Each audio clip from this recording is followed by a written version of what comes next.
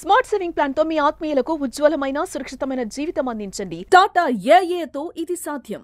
Cardiac arrest తర్వాత next ఏదైనా problem face చేస్తున్నాము ఇండియాలో అంటే అది క్యాన్సర్.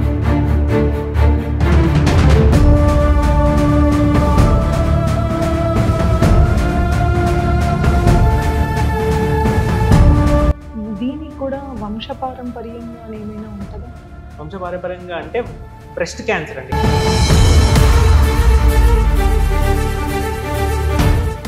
నమస్తే, వెల్కమ్ టు సుమన్ టీవీ. మనం ఈరోజు ప్రుడెన్స్ హాస్పిటల్లో ఉన్నాము, నిజామాబాద్. మనతో డాక్టర్ రోహిత్ మానేపల్లి గారు ఉన్నారు, సర్జికల్ ఆంకాలజిస్ట్. నమస్తే అండి. నమస్తే అండి, I'm doctor Rohit, surgical oncologist, prudence hospital, Nizamabad. Cardiac arrest తర్వాత నెక్స్ట్ ఏదైనా ప్రాబ్లం ఫేస్ చేస్తున్నాము ఇండియాలో అంటే అది క్యాన్సర్. ముఖ్యంగా ఆడవాళ్ళలో క్యాన్సర్ని ఎక్కువగా గుర్తిస్తున్నాం. సో ఈ రోజు ఆ విషయంగా మాట్లాడడానికి మనతో సార్ ఉన్నారు. సార్, ముఖ్యంగా మన ఇండియాలో అడ్వాన్స్ స్టేజెస్ అనేది చూస్తున్నాం. ఇది ఏజ్ గ్రూప్ వాళ్ళలో ఎక్కువగా చూస్తున్నాం మనం. జనరల్లీ బ్రెస్ట్ క్యాన్సర్స్ ఏంటంటే 50 నుంచి 60 సంవత్సరాల మధ్యలో ఉన్న మహిళలకు వస్తుందండి. సర్వైకల్ క్యాన్సర్ జనరల్ 40 నుంచి 50 సంవత్సరాల మధ్యలో ఉన్న మహిళలకి వస్తుంది. కాకపోతే ఇప్పుడు ఉన్న మన generation life style changes, westernisation వల్ల యంగర్ ఏజ్ గ్రూప్ లో మనం ఈ క్యాన్సర్స్ అనేవి చూస్తున్నాం. అంటే బ్రెస్ట్ క్యాన్సర్ కొంచెం యంగర్ ఏజ్ గ్రూప్ లో కూడా వస్తుంది అనమాట. మరి ఈ ఏజ్ గ్రూప్ ని ఓకే, రిస్క్ ఫ్యాక్టర్స్ ఎట్లా ఉన్నాయి మరి? ఓకే, సో రిస్క్ ఫ్యాక్టర్స్ అనేది ఇప్పుడు బ్రెస్ట్ క్యాన్సర్ కి వచ్చే రిస్క్ ఫ్యాక్టర్స్ ఏంటంటే మనం నల్లిపారిటీ అంటామండి, పిల్లలు లేకపోవడం, కానీ late age of first child birth. So కొంచెం first child birth at the age of 35 అలా ఉంటే కూడా కాంట్రాసెప్టివ్ పిల్స్ యూజ్ చేసిన, ఆల్కహాల్, ఇప్పుడు అందరూ వెస్టర్నైజేషన్ వల్ల ఆల్కహాల్ ఇంటేక్ పెరుగుతుందండి. దానివల్ల కూడా ఇంకా మన ఫుడ్స్ వల్ల ఒబేసిటీ పెరుగుతుంది కదా, దానివల్ల కూడా మనకి బ్రెస్ట్ క్యాన్సర్ రిస్క్ అయితే ఇంక్రీజ్ అవుతుందండి. సో సర్వైకల్ క్యాన్సర్కి వచ్చేసి మన పారిశుభ్రత మెయింటైన్ చేయకపోవడం వల్ల, ఇంకోటి HPV infection, persistent HPV infection అంటామండి. సో హెచ్పివి అనేది వైరస్. సో అది పర్సిస్టెంట్గా ఆ ఇన్ఫెక్షన్ అలానే ఉంటే అది ఫ్యూచర్లో క్యాన్సర్కి డెవలప్ అయ్యే రిస్క్ అలా ఎక్కువగా ఉంటుంది. ఏ సిమ్టమ్స్ వల్ల మనకి డిటెక్ట్ అవుతుంది? సో మనకి బ్రెస్ట్ క్యాన్సర్లో వచ్చే సిమ్టమ్స్ ఎలా ఉంటాయంటే, బ్రెస్ట్లో గడ్డ ఉంటుందండి, రొమ్ములో గడ్డ ఉండడం కానీ, నిప్పుల నుంచి డిశ్చార్జ్ అంటారు, అంటే ఏదైనా కారణం చిన్నగా వాటర్ లాగా కానీ, రక్తం లాగా కానీ, ఏదైనా కారణం కానీ, ఇంకా అసిమెట్రీ అంటాం, మన బ్రెస్ట్లో స్కిన్ చేంజెస్ ఏమైనా ఉన్నా, చంకలో గడ్డలు ఉన్నా, అలా కూడా అవన్నీ మనకు సిమ్టమ్స్ ఉన్నాయండి బ్రెస్ట్ క్యాన్సర్. మన సర్వైకల్ క్యాన్సర్కి వచ్చేసి అబ్నార్మల్గా బ్లీడింగ్ అవ్వడం కానీ, ఇంటర్ కోర్స్ తర్వాత బ్లీడింగ్ అవ్వడం కానీ, మన కడుపులో కానీ, వెన్నుముక్కలో కానీ, వెనకాల భాగంలో కానీ నొప్పి వచ్చినట్టయితే ఇవన్నీ సిమ్టమ్స్ ఉంటాయండి సర్వైకల్ క్యాన్సర్కి. ఓకే, స్క్రీన్ చేయడం ఎలా మరి? సో మనకి క్యాన్సర్ని ముందే ఎలా పసిగట్టాలో, సో ముందుగా పసిగడితే మనం అర్లీ స్టేజెస్లో డిటెక్ట్ చేయొచ్చు. సరే, ఎలా డిటెక్ట్ చేయాలి అర్లీ స్టేజెస్లో? సో మనకి జనరల్గా 40 సంవత్సరాలు పైబడిన మహిళలు ప్రతి సంవత్సరం మ్యామోగ్రఫీ అనే టెస్ట్ చేయించుకోవాలండి. Mammography is nothing but x-rays of the breast. So అది ప్రతి సంవత్సరం at the age of 40 start చేయాలి మనం. ఇంకొకటి ఏంటంటే సెల్ఫ్ బ్రెస్ట్ ఎగ్జామినేషన్ అంటాం మనం. సో మన ఈ భాగం, మన చేతిలో ఈ భాగంతో రొమ్ము మొత్తం చూసుకుంటూ నెలకొకసారైనా, సో అలా చూసుకున్నప్పుడు ఏదైనా గడ్డ తగిలినా, ఏదైనా ఎసిమెట్రీ అంటే షేప్ మెయింటైన్ అవ్వకపోయినా అలా ఉంటే మనం తొందరగా పసిగట్టగలిగితే మనం ఇనిషియల్ స్టేజ్ లో క్యూర్ రేట్ ఎక్కువ ఉంటుంది. అంటే లంప్స్ లాంటివి ఏమైనా ఫామ్ అవుతాయా? లంప్స్ లాంటివి ఫామ్ అవుతాయి. ఫస్ట్ ఆ లంప్స్ తో స్టార్ట్ అయ్యి అది హార్డ్ గా అయ్యే ఛాన్స్ ఉంటుందా? యా. సో మనం ఇనిషియల్ స్టేజెస్ లో మనం గుర్తించగలిగితే దాన్ని క్యూర్ చేయడం ఈజీగా ఉంటుంది. ఓకే, మరి దీన్ని ఫైండ్ అవుట్ అంటే గుర్తించాలి అంటే ఎట్లాంటి టెస్ట్లు చేయించాలి, ఎట్లాంటి టెస్ట్లు అవసరం? ఓకే, సో మనం బ్రెస్ట్ క్యాన్సర్కి వచ్చేసి స్క్రీనింగ్ టెస్ట్ ఇస్ మ్యామోగ్రఫీ అండి. సో మనం 40 సంవత్సరాల నుంచి స్టార్ట్ చేసుకుని ప్రతి ఇయర్ మ్యామోగ్రఫీ చేయించుకోవాలి. అండ్ ప్రతి మహిళ సెల్ఫ్ బ్రెస్ట్ ఎగ్జామినేషన్ అంటాం అనమాట.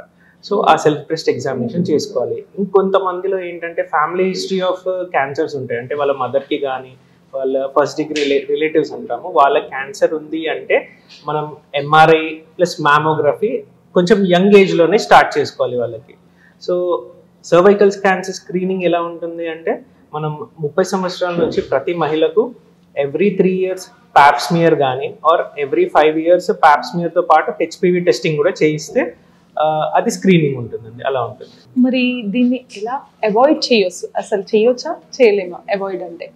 అవాయిడ్ చేయడం అంటే మనం ఓన్లీ వన్ థింగ్ ఇస్ ఎర్లీగా గుర్తించడం అండి. ఎర్లీగా గుర్తిస్తే కంప్లీట్ క్యూర్ రేట్ ఉంటుంది, మన సర్వైవల్ రేట్ కూడా పెరుగుతుంది. మనకి ట్రీట్మెంట్ ఆప్షన్స్ ఏంటి? సో మనకి ఈ క్యాన్సర్కి ట్రీట్మెంట్ ఆప్షన్స్ వచ్చేసి ఫస్ట్ బ్రెస్ట్ క్యాన్సర్కి చూసుకుందామండి. సో బ్రెస్ట్ క్యాన్సర్కి ఫస్ట్ సర్జరీ అండి. ఒకప్పుడు మొత్తం రొమ్ము మొత్తం తీసేవాళ్ళు, ఇప్పుడు ఆ గడ్డమందం తీయడం కానీ బ్రెస్ట్ కన్జర్వేటివ్ సర్జరీ, మనం బ్రెస్ట్ని కన్జర్వ్ చేస్తూ సర్జరీ చేయొచ్చు అనమాట. ఇంకా వేరే ట్రీట్మెంట్ ఆప్షన్స్ లైక్ రేడియేషన్ ఉంటుంది, కీమోథెరపీ ఉంటుంది, హార్మోనల్ థెరపీ ఉంటుంది, అండ్ ఇమ్యూనోథెరపీ కూడా ఉంటుంది, టార్గెటెడ్ థెరపీ కూడా ఉంటుందండి. So first cervical cancer treatment options ఇప్పుడు మనం ఎర్లీ స్టేజెస్లో కనుక ప్యాప్ స్మియర్లో డిటెక్ట్ అయితే మనం క్యాన్సర్ ముందు స్టేజ్ ఉంది అంటే సిన్ అంటారండి, ఇంట్రాఎపిథీలియల్ నియోప్లేసియా. అర్లీ స్టేజ్ అది క్యాన్సర్ ముందు స్టేజ్ని డిటెక్ట్ చేయగలిగితే మనం నార్మల్గా ల్యాప్రోస్కోపీ ద్వారా హిస్టెక్టమీ కూడా చేసుకుంటే అది కూడా ఒక ట్రీట్మెంట్ ఆప్షన్. కొంచెం అడ్వాన్స్గా డిటెక్ట్ అయితే ఓపెన్ సర్జరీ చేయాల్సి వస్తుందండి. దాంట్లో కూడా రేడియేషన్ ఉంటుంది, ట్రీట్మెంట్ కీమోథెరపీ కూడా ఉంటుంది. ఈ క్యాన్సర్లో వ్యాక్సిన్ పాత్ర ఏంటి, ఎట్లాంటి రోల్ ప్లే చేస్తుంది? మనకు సర్వైకల్ క్యాన్సర్లో హెచ్పివి వ్యాక్సినేషన్ అవైలబుల్ ఉంటుందండి. సో హెచ్పివి వ్యాక్సినేషన్ అనేది ఏదైతే మనకు క్యాన్సర్ రిలేటెడ్ వైరస్ ఉందో దానికి రిలేటెడ్ వ్యాక్సినేషన్ ఇది. సో ఈ వ్యాక్సిన్ అనేది 9 నుంచి 14 ఏళ్ళ మధ్యలో తీసుకోవాలి. ఇది ఫర్ గర్ల్స్ అండ్ బాయ్స్ అనమాట. సో 15 years ముందు తీసుకుంటే 2 doses సరిపోతున్నాయి, 15 years తర్వాత తీసుకుంటే 3 doses ఇవ్వాల్సి వస్తుంది. అండ్ ఆల్సో ఇలా తీసుకుంటే మనం ఈ సర్వైకల్ క్యాన్సర్ నుంచి ప్రొటెక్షన్ తీసుకోవచ్చు అనమాట. ఓకే, మరి ఇక్కడ అవైలబుల్ ఉందా? ఎస్ అండి, మన దగ్గర వ్యాక్సినేషన్ అవైలబుల్ ఉంటుంది. ఇది 2 types ఆఫ్ వ్యాక్సినేషన్ ఉంటుంది. ఒకటేమో ఓన్లీ 2 strains కవర్ అవుతాయి, ఇంకొక దాంట్లో 9 strains కవర్ అవుతాయి. సో 9 strains కవర్ అయ్యే వ్యాక్సిన్ ఎఫికసీ ఎక్కువ ఉంటుందండి. ఓకే, సో ఎందుకంటే వ్యాక్సినేషన్ అవసరము అంటే మళ్ళీ ఎక్కడికో పరిగెత్తి మళ్ళీ ఆ హడావిడి. ఫస్ట్ ఆఫ్ ఆల్ క్యాన్సర్ అనగానే ఒక ప్రెషర్కి, ఒక భయానికి, సో వాళ్ళ స్ట్రెంగ్త్ లో అయిపోతుంది అండ్ కాన్ఫిడెన్స్ లో అయిపోతుంది. ఫస్ట్ ఆఫ్ ఆల్ ఆ వర్డ్ వినంగానే ఒక ఫియర్ వచ్చేస్తుంది. సో అట్లాంటప్పుడు multiple questions it will raise. ఆ తొందరలో ఏం చెయ్యాలి అనేది ఫస్ట్ ఆఫ్ ఆల్ కాన్ఫిడెన్స్ రావాలి. ఈ విషయాలు తెలిస్తేనే అవైలబిలిటీ, ఫస్ట్ ఆఫ్ ఆల్ ఇట్లాంటి వాటిల్లో ఎంతవరకు అవి మనకు అవైలబుల్లో ఉన్నాయి, వాటి కాస్ట్ ఏంటి.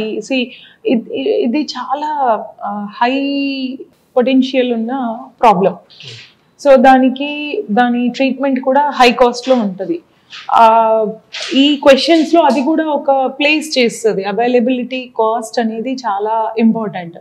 అండ్ అట్లాగే చూసుకుంటే దీంట్లో ఉన్న మిత్ ఏంటి? సో క్యాన్సర్ అనగానే అందరూ మృతి అనుకుంటారు, కానీ అది కాదండి. సో మనం ఇనీషియల్ స్టేజెస్లో కనుక డయాగ్నోస్ చేయగలిగితే క్యూర్ రేట్ 100% ఉంటుంది. సో మనకి లాంగ్ టర్మ్ సర్వైవల్ కూడా ఉంటుంది. ఇంకొకటి, క్యాన్సర్ అనేది అంటువ్యాధి అనుకుంటారు చాలామంది పేషెంట్స్ వచ్చి నాకు క్యాన్సర్ ఉందండి, మా హస్బెండ్కి వస్తుందా, మా వైఫ్కి వస్తుందా, మా పిల్లలకి వస్తుందా అని అడుగుతారు. అలా అయితే జనరల్గా స్ప్రెడ్ కాదండి క్యాన్సర్. సో క్యాన్సర్ అనేది అంటువ్యాధి కాదు.